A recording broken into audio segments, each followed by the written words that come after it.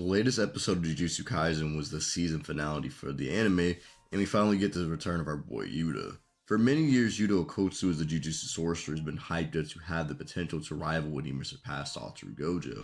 Introduced back in Volume 0, we see a meek and barely capable Yuta being barely at grade 4 sorcerer level to being able to fight a special grade who's a threat to all of Jujutsu society and humanity, and learn reverse curse techniques, something that took Gojo several years to even grasp the concept of. Even after losing Rika, the thing that made him special in the first place, he's able to reclaim his title after 3 months of simple training. It's not a far stretch to say Yuta has one of, if not the best showings of potential within Jujutsu Kaisen, but the question most if not all people keep asking is, can Yuta become the next Satoru Gojo? Before I delve deeper into the video, if you want to see more JJK or Bleach content like this in the future, let me know in the comments, and since this year is closing out, I just want to say thank you guys for tuning into my content.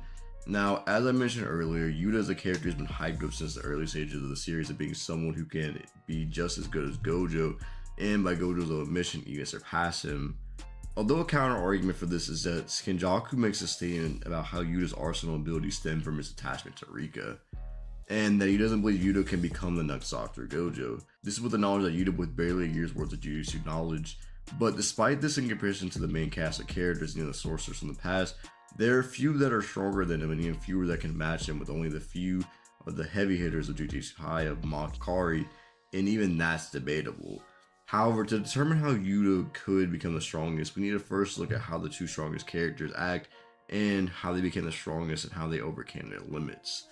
However, during the Tokyo Colony arc, we see after Yuta defeats Ishiguro Uro, they both tell him the same thing. That which surpasses the horizon of sorcerers, cursed spirits, and strong fighters is overwhelming aggression that disregards all else like a calamity.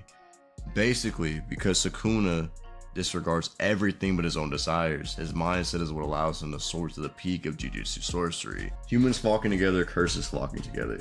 Comparing themselves to those around them leads to weaknesses and stunts their growth. You should have burnt everything you desired to a cinder. To reach the heights of Satoru Gojo, not worry about your future or identity, but you lack the hunger to take hold of your desires.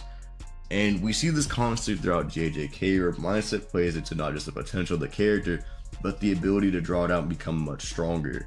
The perfect example is Mahito, who every time he understands his soul, he unlocks more potential in the form of a domain expansion or even Black Flash. For the Uro statement, we see how she verbatim states that Yuta is indeed reaching the end of his potential, and she even mentions how several sorcerers were similar to Yuta and couldn't overcome their limits because of this. We then see an outline of Sukuna and his hair near herself, as she basically tells him what surpasses everything is an overwhelming sense of self that disregards everything else that is what overcomes one's limits. Sukuna is a physical manifestation of ego and will that has been taken too far after years of experimentation and not caring about anyone or anything except his own happiness despite all those who sit around him. Now, Gojo himself is an anomaly whose birth changed the fabric of Jujutsu society, making it to where the curses become stronger and him becoming the point of balance between curses and Jujutsu sorcerers. Gojo, although is able to grasp and understand pretty much anything as explained in the volume mixtures by the time he was a teenager, he could not grasp the concept of reverse curse technique nor domain expansion, as I mentioned earlier. In fact, it's implied that Gojo was still considered a grade 1 sorcerer, since him and Geto were considered to be at a similar strength at the time. It wasn't until Gojo became extremely selfish in his desire to disrespect and defeat Toji that he became the strongest. Gojo did not care about any of his friends or family, only about his strength and place in the world, as long as he himself was at the top. Even in the later chapters, everyone calls Gojo out by saying that he not only doesn't use Jujutsu to protect something, but only to satisfy his urges, interests, and desires. Gojo's potential being unlocked isn't the main focus of his character simply because he's always number 1. Gojo, until the main cast of Sukuna appear in the story, has been extremely bored and lonely until he sees a new generational potential that has never been seen before. He wants the younger generation to grow and rely on one another so no one feels as lonely as Gojo once felt, and to surpass them together instead of an individual strong pillar supporting the society as a whole. But let's look at how Yuta compares to them in terms of mindset. Back in Volume 0, we see a Yuta being quite selfish and even being manipulated by Geto's own admission when attempting to justify why he fights. Yuta unknowingly caused Rika to become a vengeful spirit. When asked why Geto's reasoning is wrong, Yuta cannot actually defend this, but instead just says he wants to live, protect, and be with his friends, And because of this, Geto has to die, even though Geto gives a philosophical argument that can't be really debunked. And he even calls him selfish because of this, saying that he's a womanizer and that's a selfish way to justify his reasoning. Yuta also is implied to still have some attachment to Rika still, which even Kenjaku mentions and implies that because of this, he cannot become the next Gojo.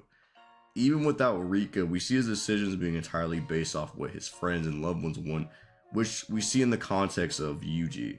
Yuta even draws a parallel where he tells Yuji he didn't bring the power on himself, whereas Yuta did bring the power on himself, causing Rika and himself despair, causing everyone despair. This is why when he tells him he shouldn't be blamed for these actions, he's also looking directly at himself, blaming himself, trying to correct the mistakes from the past. If Yuta were to become the strongest and surpass everyone before him, I can only see two ways that could lead to this outcome.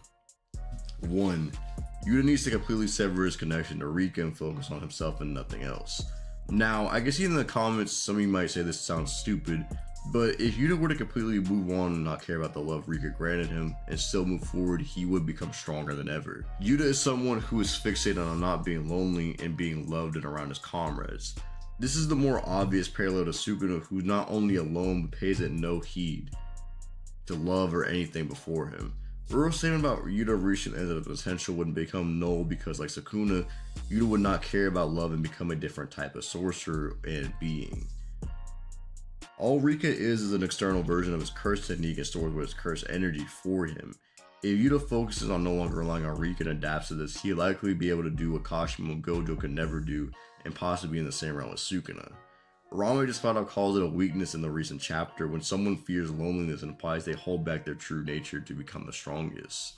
If Yuta completely disregards this, then nothing nor no one else could hold him back. Option 2 that I see to be the most likely one is the Gojo path. If Yuta does what he believes and sticks alongside everyone walking together, he'll definitely reach Gojo's level of power, no debate about it. However, instead of disregarding love, he would not only embrace love and Gojo's idea, but overcome this. If Yuta isn't afraid of loneliness because of the comrades around him and Rika supporting him, it wouldn't lead to a fear of weakness or stun his growth at all. In the upcoming chapters, as Yuta believes in everyone continues to push forward, he'll become even stronger by the end. If he manages to fight Sukuna, we'll see a Yuta who cannot be stopped and a Yuta with newer potential that can be unlocked. As we see whenever anyone fights Sukuna, their limits and power overcame and their potential and talent shows. If anyone can become the next Sasori Gojo and surpass him, it's none other than Yuta Okkotsu.